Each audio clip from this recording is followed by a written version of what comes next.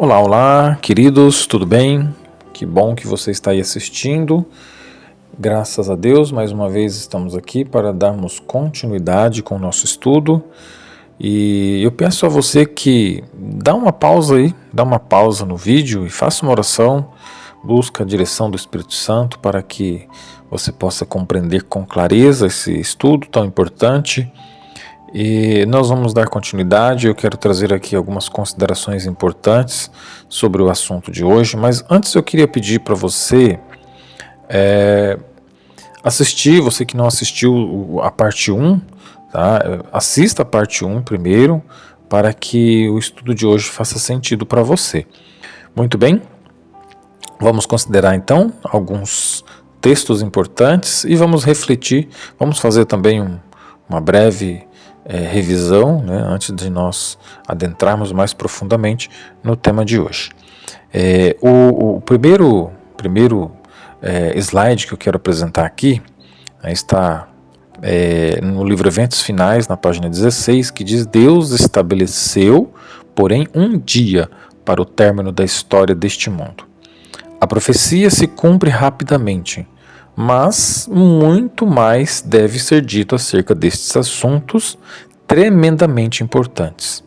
Perto está o dia em que será decidido para sempre o destino de toda a alma. Então Deus estabeleceu um dia para o encerramento da história desse mundo. Está escrito.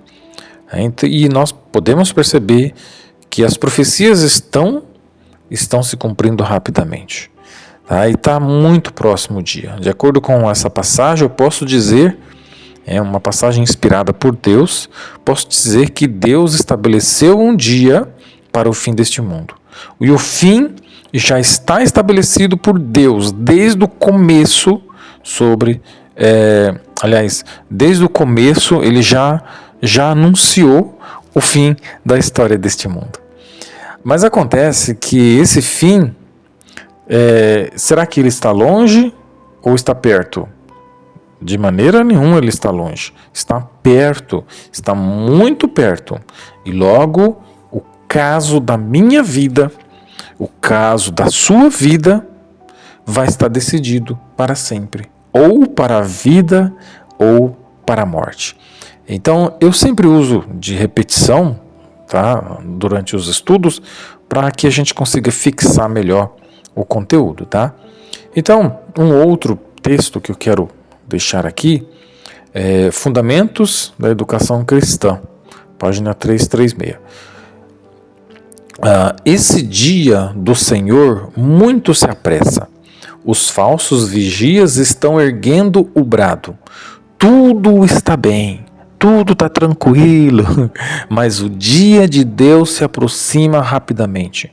O ruído de seus passos é tão abafado que não desperta o mundo do sono mortal em que se acha imerso.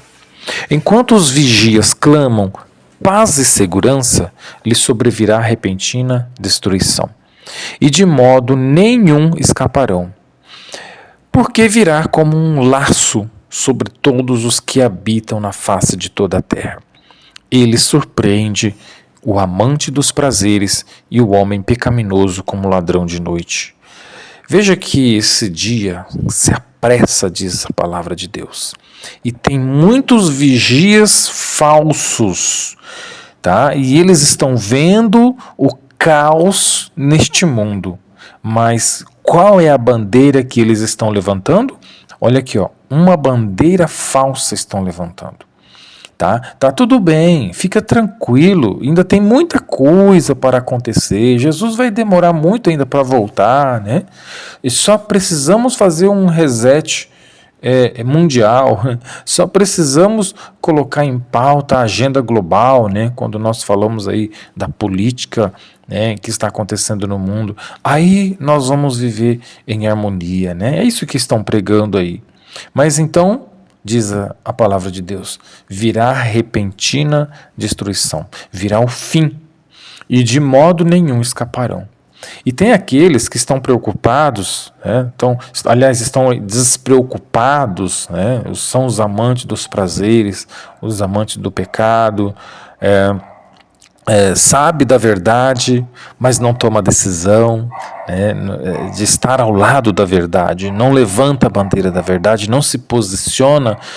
Quando nós não decidimos, Satanás já levou a vantagem. Quando a gente não toma a decisão, Satanás já tomou, é porque Satanás já está decidido por nós. Então nós não devemos ficar em cima do muro, a gente precisa tomar uma atitude. 1 Tessalonicenses 5, verso 4 e 5 diz: Mas vós, irmãos, não estáis em trevas, para que esse dia, como ladrão, vos apanhe de surpresa. Porquanto vós todos sois filhos da luz e filhos do dia. Nós não somos da noite e nem das trevas.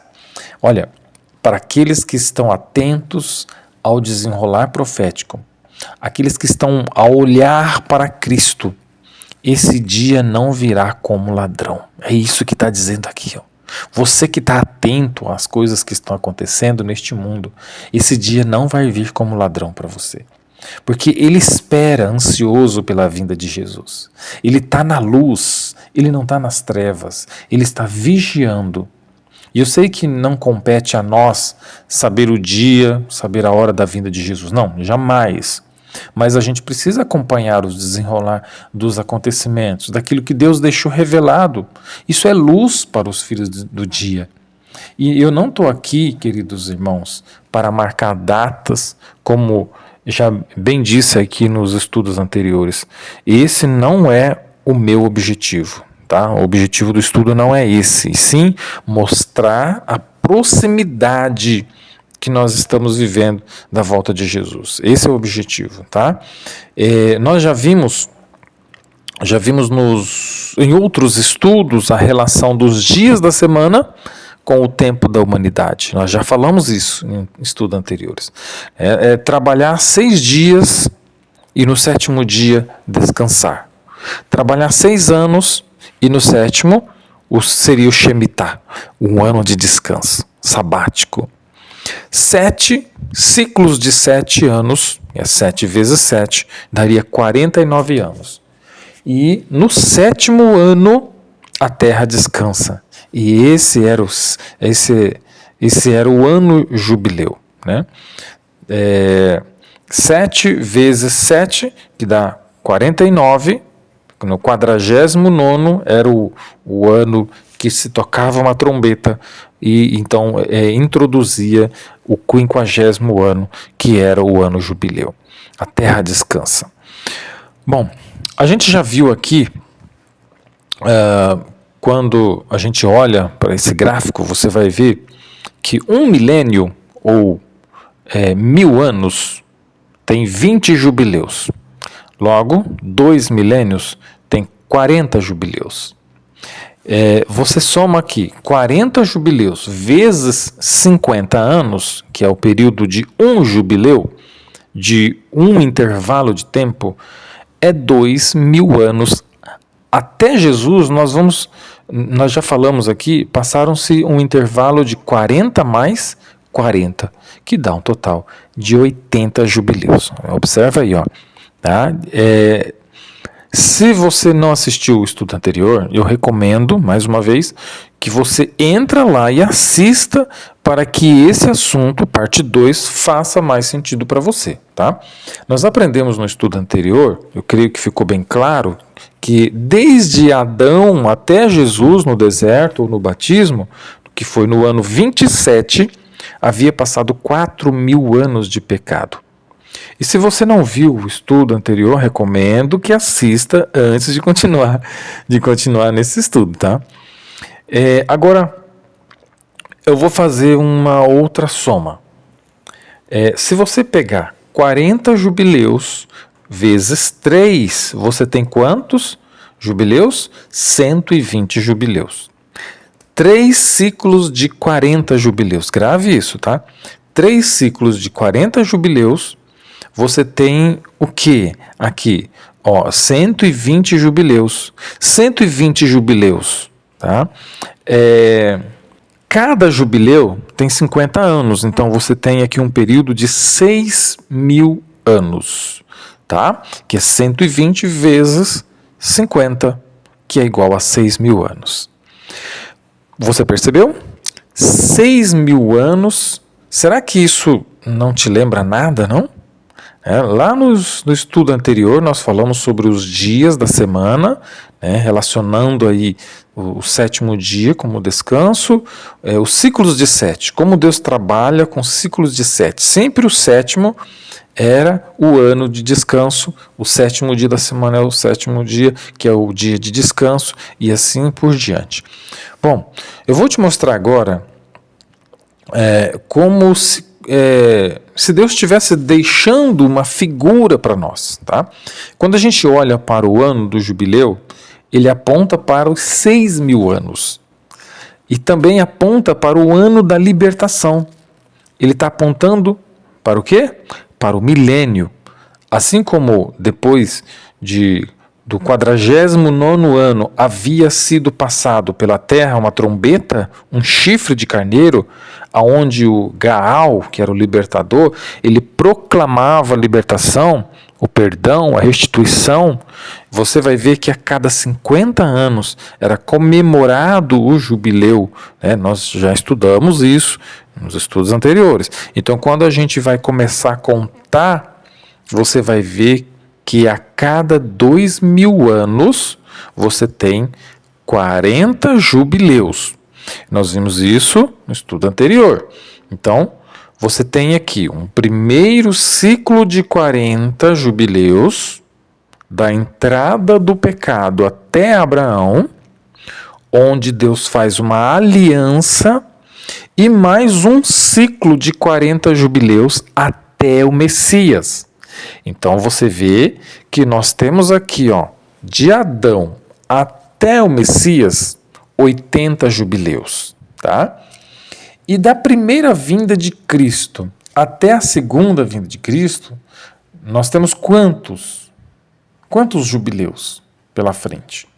Vamos ver como o nosso estudo de hoje vai se desenrolar com relação a isso. Um texto do Grande Conflito que diz assim: durante 6.000 anos, a obra de rebelião de Satanás tem feito estremecer a terra. Ele tornou o mundo como um deserto e destruiu as suas cidades, e a seus cativos não deixava ir soltos. Durante 6.000 anos, o seu cárcere, o sepulcro, recebeu o povo de Deus, e ele os queria conservar cativos para sempre, mas Cristo quebrou os seus laços, pondo em liberdade os prisioneiros. Olha que interessante, segundo essas palavras, a obra de rebelião de Satanás dura quanto tempo? 6.000 anos. Olha essa outra passagem. Durante 6.000 anos, tem a fé edificado sobre Cristo. Por 6.000 anos, as inundações e tempestades da ira satânica têm batido de encontro à rocha de nossa salvação. Ela, porém, permanece inabalável. E um outro pensamento, outro texto, diz: nas chamas purificadoras, os ímpios são finalmente destruídos. Raiz e ramos, Satanás a raiz, seus seguidores os ramos. Está para sempre terminada a obra de ruína de Satanás. Essa é uma visão pós 6.000 anos. Durante 6.000 anos efetuou a sua vontade, enchendo a terra de miséria e causando pesar por todo o universo. A criação inteira tem igualmente gemido e estado em dores de parto. Agora, depois de 6.000 anos, as criaturas de Deus estão para sempre livres de sua presença e tentação. Então, nessas passagens, nós podemos ver claramente que Satanás reina por 6.000 anos. Existem outros textos que fazem referência a isso. E nós já falamos um pouco sobre isso também nos estudos anteriores. Tá? Durante 6.000 anos, efetuou a sua vontade. Satanás efetuou sua vontade, enchendo a terra de miséria, causando pesar por todo o universo. Só que após 6.000 anos, os ímpios são finalmente destruídos. Agora, as criaturas de Deus estão para sempre livres de sua presença e tentação. Como se cada dia da criação fosse equivalente a 1000 anos, e o 7º milênio já é o milênio de paz. E hoje nós estamos no pôr do sol do 6º milênio. Já estamos entrando no 7º milênio. Tá? Então, até o ano 27, nós temos 4.000 anos, já estudamos sobre isso. Falta quanto para completar 6.000 anos? Isso significa que nós, olhando aqui para esse gráfico, nós temos mais 40 jubileus, certo? Pela frente, mais 2.000 anos pela frente. Percebe que esse número não está aqui por um acaso? Quando você soma 40 mais 40 mais 40, você faz o cálculo aqui, você tem quanto? Você tem 120 jubileus. 120 vezes 50, que um jubileu é a cada 50 anos, um jubileu é um ciclo de 50 anos, e o resultado você tem então 6.000 anos, ou 6 milênios. Será que isso tudo aqui está por acaso? Eu acredito que não. Lembra do que nós estudamos lá no primeiro estudo? No nosso primeiro estudo, Deus estabeleceu um princípio. Eu falei alguns princípios para a gente compreender isso. Ele anuncia o que vai acontecer no fim, desde quando? Desde o começo, tá? Nós estudamos isso. A palavra de Deus diz em Amós 3, 7 e 8 que Deus não fará nada sem antes anunciar aos seus servos, os profetas. Ou seja, esse é um princípio que Deus mesmo estabeleceu, é que tudo que ele vai fazer, ele anuncia. Ele não pega ninguém de surpresa. Tá? Então Deus anuncia por meio do quê?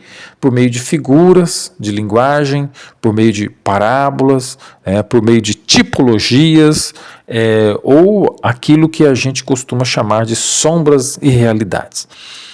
Isaías 46 é um princípio estabelecido por Deus, o verso 9 e 10, que diz assim, lembrai-vos das coisas passadas desde quando? Da antiguidade, que eu sou Deus e não há outro Deus, não há outro semelhante a mim, que anuncio o fim desde o princípio e desde a antiguidade as coisas que ainda não sucederam, que não aconteceram, que digo, o meu conselho será firme e farei toda a minha vontade. Então vamos relembrar o que foi estudado lá no primeiro momento? Ele diz assim, lembrai-vos das coisas passadas que desde a antiguidade eu sou Deus e não há outro Deus. Eu anuncio o fim desde quando? Desde o começo. E Deus diz, as coisas que ainda não sucederam, eu farei toda a minha vontade. Então, imagine que Deus criou, Deus estabeleceu todas as coisas e Deus determinou o fim.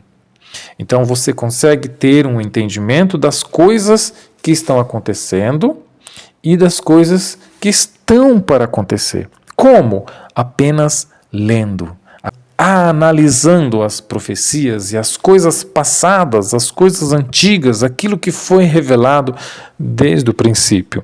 Então, conforme Isaías 46, você precisa olhar para os acontecimentos, olhar para os fatos, a história, desde o princípio, para a gente entender o que vai acontecer no tempo do fim. Isso é importante. Em Salmo 78, Deus está revelando lá, ele diz, abrirei os lábios em parábolas e publicarei enigmas dos tempos antigos. O que ouvimos e aprendemos, o que nos contaram os nossos pais. Ele diz, eu vou abrir a minha boca numa parábola, eu vou falar enigmas desde a antiguidade. Eu posso dizer aqui o que foi dito, Mateus 13, 35, nós estudamos lá no início, e assim cumpriu o que foi dito por meio do profeta. Abrirei em parábolas a minha boca e proclamarei coisas ocultas desde a fundação do mundo. Lembra do texto de Isaías? Deus está dizendo, lembrem da antiguidade, lembrem das coisas passadas. Agora em Salmos, o próprio Deus, pela boca do servo do Senhor, ele está dizendo, abrirei a minha boca em uma parábola e falarei enigmas, mistérios. Olha aqui a palavra enigma sendo usada. O princípio por trás desse versículo é que Deus fala por meio de parábolas. Deus conta desde o princípio, desde a antiguidade, ele está contando os mistérios, né, que ele vai fazer nos últimos dias. E aí entra a questão, onde que estão estas parábolas?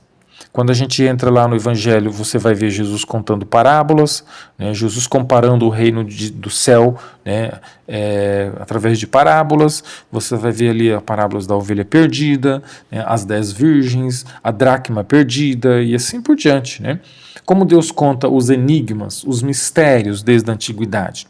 Deus usa situações, a vida de pessoas, de personagens. Deus usa as coisas que ele está fazendo, história que foram vividas por pessoas. Deus usa situações de personagens que Deus operou no passado e o contexto de como Deus tratou com situações, né, com os personagens, com essa situação. E nessa história, Deus então usa a história de certos personagens para representar as coisas que irão acontecer.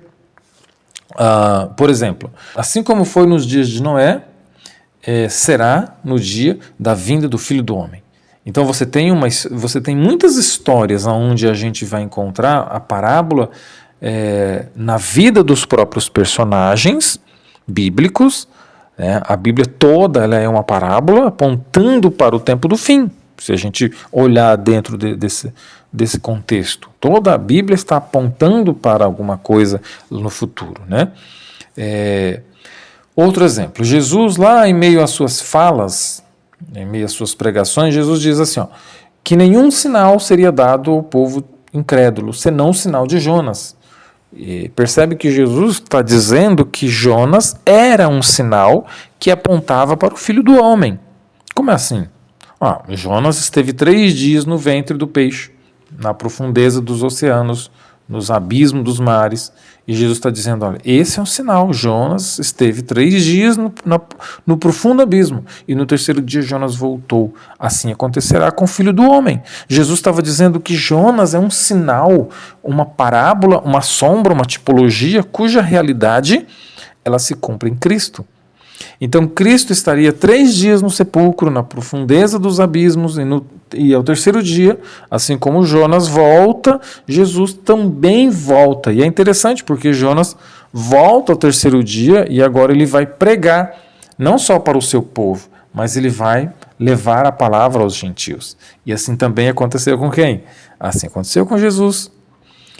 Então, exemplos assim como de Jonas, Jesus usa a figura de Moisés.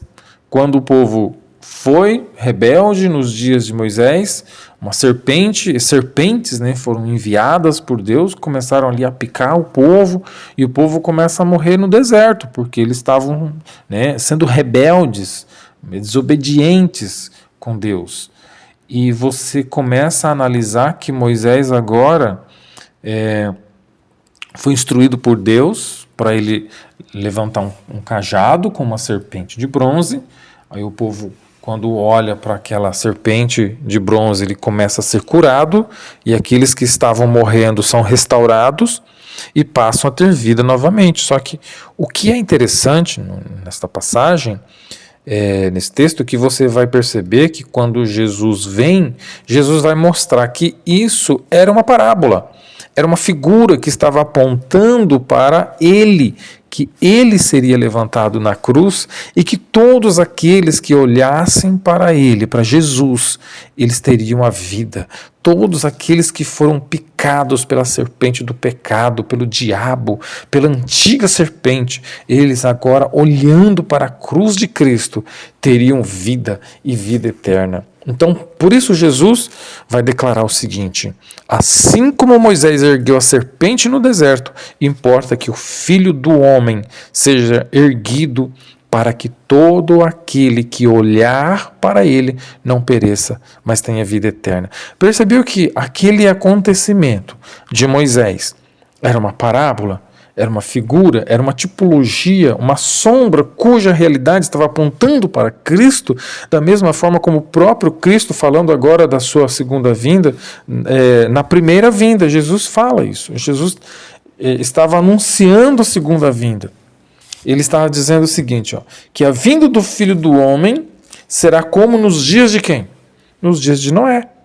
Percebeu quantas parábolas proféticas tem por meio da vida do personagem, da vida de personagens de histórias relatadas na antiguidade e no princípio, e que estão apontando para o tempo do fim. Você quer saber como é a vinda de Jesus? Olha para os dias de Noé. Tá? Por isso, profeticamente, Deus estava anunciando lá em Gênesis. Ele afirma no capítulo 6, verso 3 aqui, ó, Deus afirma: e o Senhor disse, meu espírito não agirá para sempre no homem, pois este é carnal e os seus dias serão 120 anos. Veja que Deus está dizendo que o tempo em que o Espírito de Deus estaria agindo e contendendo com o homem era um período de 120 anos. Grave isso, porque números na Bíblia não está ali por acaso. Deus fala por meio de números. O Espírito Santo não vai agir mais do que 120 anos na vida do ser humano. Será que Deus não poderia estar anunciando que esse mundo não duraria mais de 120 jubileus? Será que não teria ali uma mensagem por trás disso? Eu creio que sim. Quando se completa 120 jubileus, o que a gente tem aqui? 6.000 anos. Nós temos a vinda de um libertador que vai introduzir o povo na terra prometida.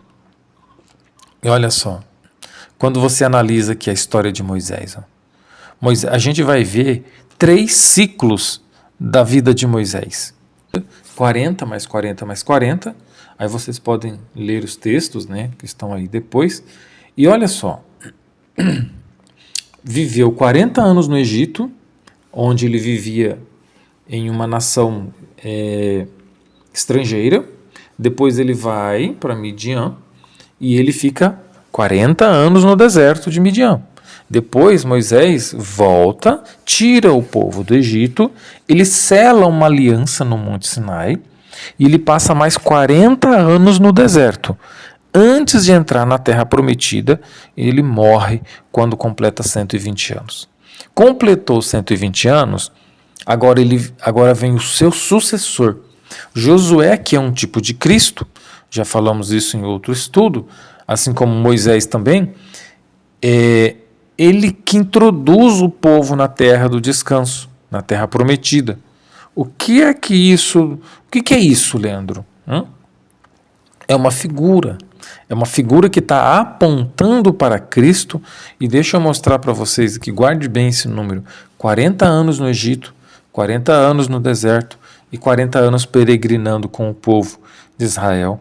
E então ele morre e Josué, que se levanta agora, vai introduzir o povo na terra de Canaã. Tá?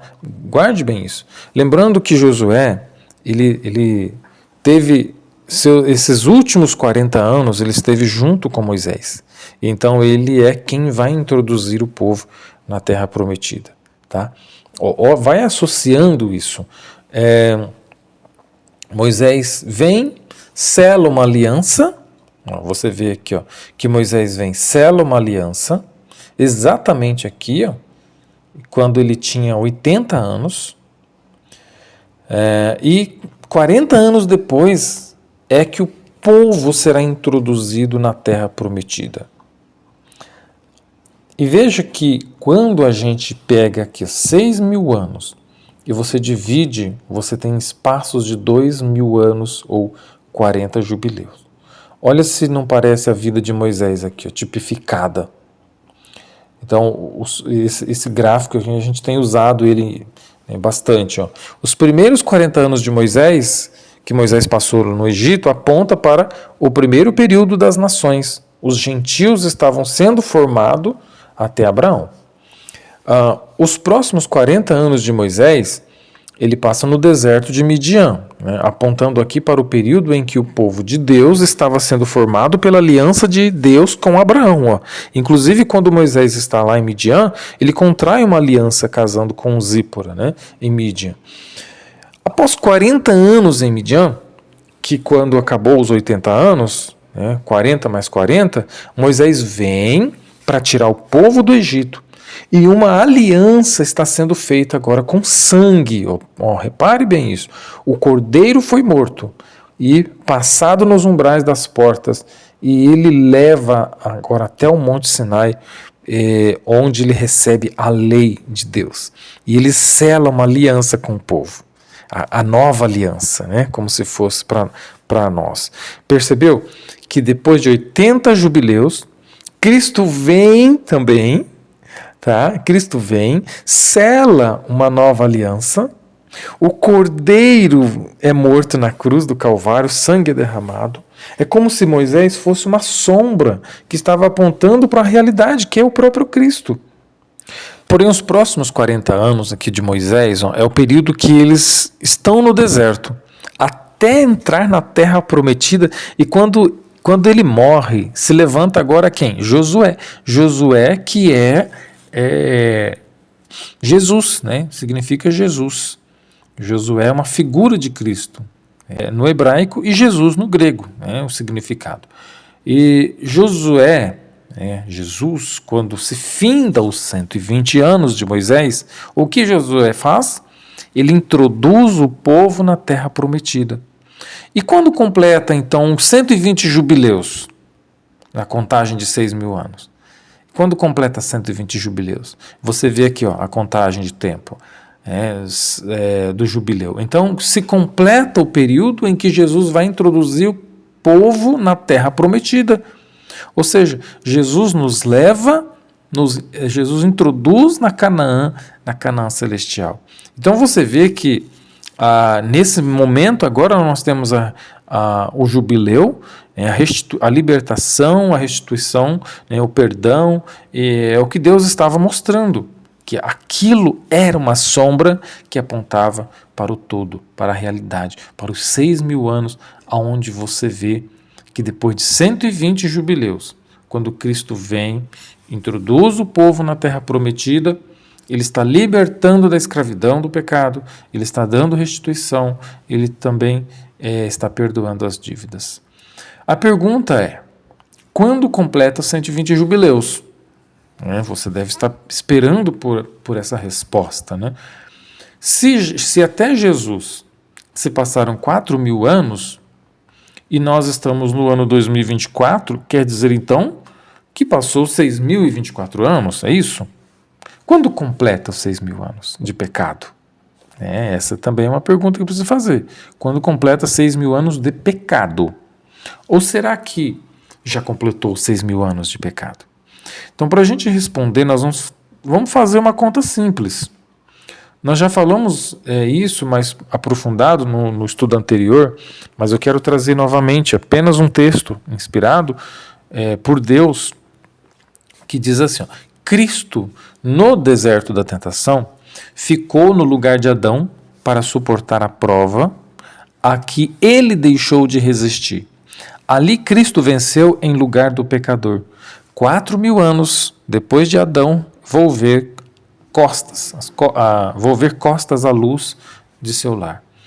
Então, nós já falamos sobre isso, tá? Em outros estudos, com base na Bíblia, e nos textos aqui da Ellen White, foi inspirada por Deus a escrever isso daqui, com base na Bíblia, nós já entendemos que até Jesus foram 4.000 anos, tá? Bom, até no deserto da tentação havia se passado 4.000 anos que Adão tinha saído do Éden, que Adão estava em pecado. Aqui Cristo venceu, aqui no deserto, Cristo venceu no lugar do pecador. 4.000 anos tinha passado até ali. Então vamos fazer uma conta simples. Já aprendemos em outro estudo que o batismo e a tentação no deserto foi no ano 27, tá, do nosso calendário. Então, usando o nosso calendário, nós vamos dividir o que é antes e o que é depois de Cristo, né? Então, vamos dividir em antes e depois de Cristo. Se até o início do ministério de Jesus passou 4.000 anos, e foi no ano 27, então, dividindo o antes de Cristo e o depois de Cristo, nós precisamos voltar ao nascimento de Cristo, para a gente chegar no ano 0. 4.000 menos 27, nós temos aqui 3.973. Quer dizer, então, que o pecado entrou no mundo por volta de 3.973 antes de Cristo. Então, por volta de 3.973 a.C., entrou o pecado no mundo. E para a gente chegar, então, 6.000 anos de pecado, falta 2.027 anos. Considerando que nós estamos no ano 2024, restam, então, 3 anos para o 6º milênio, para completar 120 jubileus, 120 anos jubileus, em que o Espírito de Deus contenderia no coração do ser humano. Porém, vale ressaltar aqui, destacar algo que talvez você vai começar agora a pegar todas essas informações e querer calcular, poxa, Leandro, então Jesus tem que voltar ou vai começar aí uma grande perseguição, né, nos próximos anos. Não é esse o objetivo desse estudo, tá? Embora nós estamos vendo os sinais proféticos se cumprindo, e estão se cumprindo muito rapidamente, estão diante de nós, tá? Eu não estou aqui para marcar data, até porque ninguém sabe com exatidão qual foi o ano do primeiro jubileu e qual é o ano em que se completou o jubileu. Quando Cristo veio. O ano que completou o jubileu, quando Cristo veio, também a gente não sabe.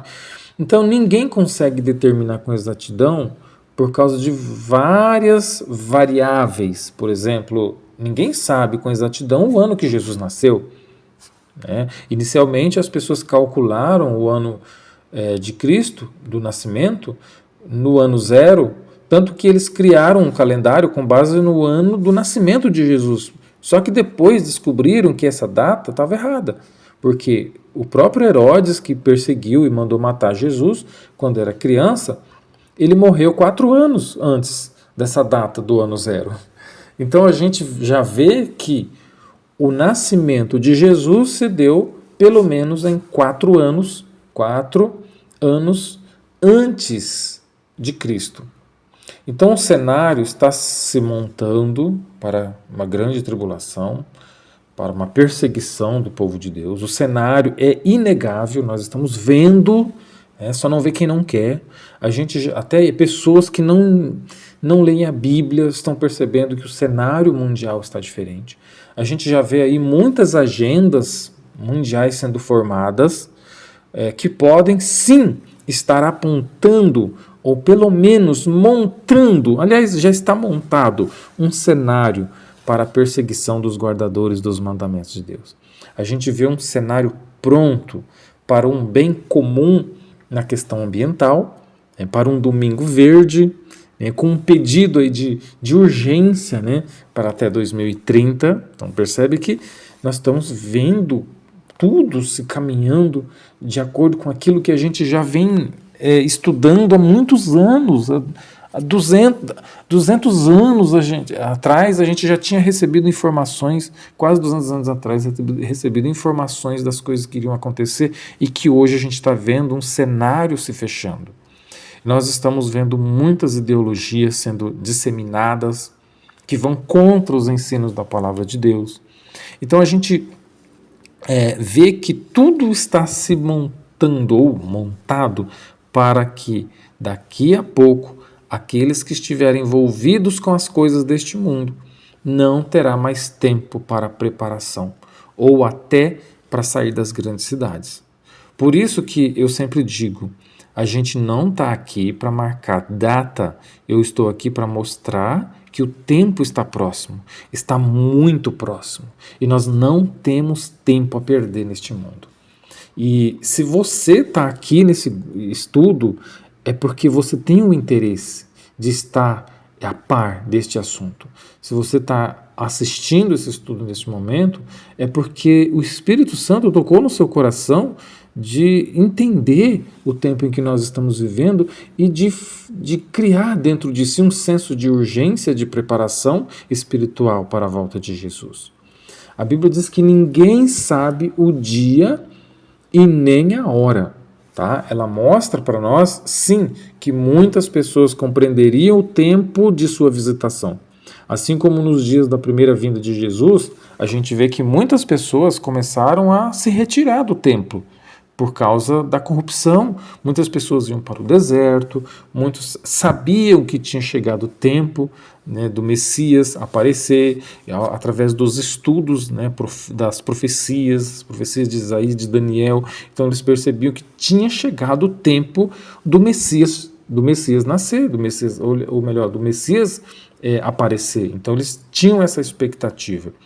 Então, muitos essênios que foram taxados como herege naquela época, como uma seita, porque eles saíram do templo e foram para o deserto, muitos desses essênios, eles aguardavam, porque eles reconheciam pelas profecias que estava próximo de se cumprir a profecia de Daniel, que falava sobre a vinda do Messias, né, 70 semanas lá, né, que falava da primeira vinda de Jesus. Então eles não sabiam que haveria duas vindas de Jesus, mas eles sabiam que estava para chegar a promessa de um libertador. Mas eles começaram a compreender através do quê? Pelas profecias, né, pelos estudos proféticos que estava chegando o tempo.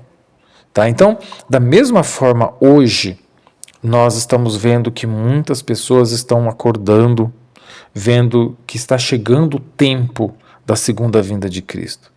E eu quero frisar uma coisa para vocês, que você que vai ver a segunda vinda de Cristo, está se completando os 6.000 anos. E nós somos a geração que vai ver Jesus. Tá? Está se completando os 6.000 anos que estão presentes em toda a Bíblia. E isso em breve vai acontecer. E a gente pode fazer essa contagem de Adão, a gente veria que já está fechando os 6.000 anos de pecado, conforme os estudos que nós já falamos aqui. Então logo, a sétima trombeta, que é a última trombeta, aquela trombeta lá no Shemitah, no 49º ano, que era a trombeta que se tocava, a última trombeta que se tocava para recepcionar o ano do jubileu. Essa última trombeta que Paulo fala, que é quando Jesus vai voltar nas nuvens dos céus, e os justos vão ressuscitar para subir com os que estiverem vivos para a eternidade. Então, é logo a sétima trombeta, a última trombeta. Os reinos do mundo que estão agora nas mãos de Satanás serão tirados, vai ser dado a Cristo. E junto com ele, os seus santos, como diz o profeta Daniel lá em Daniel 7. O ano da libertação, queridos, o milênio de paz no céu está diante de nós. E se alguém duvida disso, que eu disse aqui, busque a orientação de Deus. Comece a olhar o cenário do mundo, tá, com um olhar mais espiritual. Comece a olhar as coisas que estão acontecendo no cenário mundial político. Comece a olhar com um olhar espiritual, tá? Porque Satanás, ele não chega se apresentando dizendo: eu sou Satanás e eu vou fazer você crer dessa maneira, ou você vai fazer isso. Não, ele se disfarça de tal maneira que muitas pessoas vão cair na lábia, tá, de uma proclamação de uma paz mundial. Mas nós estamos olhando o cenário do nosso mundo com um olhar espiritual. E você vai ver a guerra que já estamos envolvidos. Prepare-te, Israel, Maranata. Deus abençoe a cada um de nós e que nós possamos entender claramente o tempo em que nós estamos vivendo. E tão logo nós estaremos para sempre na eternidade. Que Deus abençoe a vida de cada um de vocês e que esse estudo possa fazer sentido para você.